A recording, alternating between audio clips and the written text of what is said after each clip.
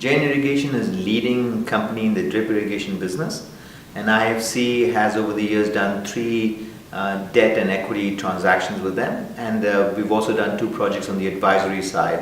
One is a water footprint program, and another is setting up what is called the GAP for farmers, so generally accepted good practices for farmers that's applied to Jain. SBA's value add in this effort has been threefold.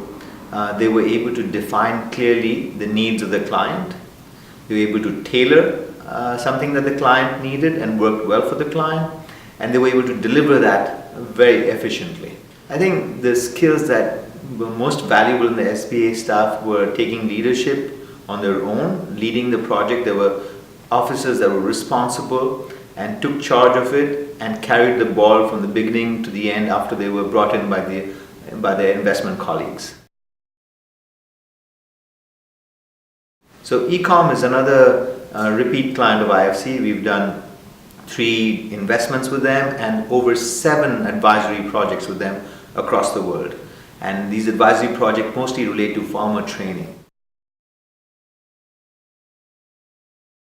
I think the key role of advisory in this was increasing the public good in training farmers and increasing the revenues that farmers generated through the certification programs.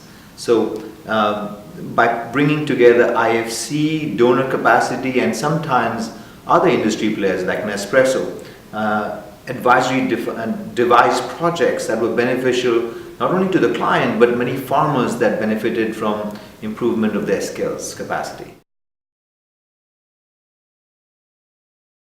I think the clients appreciated the fact that IFC could do the investment and the advisory. They saw the benefits of advisory when we first did for Ecom, for example, when we did the farmer training programs in Central America.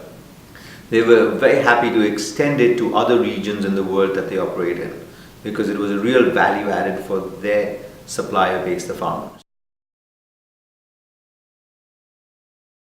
I think the thing to improve now in the last few years I've observed, and most of these examples that I gave are pre the last 2 years, and I think the delivery capacity is really missing in today in advisory. So we discuss projects, we discuss how it can benefit the client, but there is very little delivery capacity happening now as far as advisory projects are concerned. It's not clear who plays what role, and I think that's part of the confusion. But that's a little bit my understanding as an outsider on this. I think one of the key things we identified was engaging advisory early on, and we've started to do that more regularly with all our investments. And having somebody embedded from advisory into the investment department is a great idea as one contact person for projects that advisory can support it.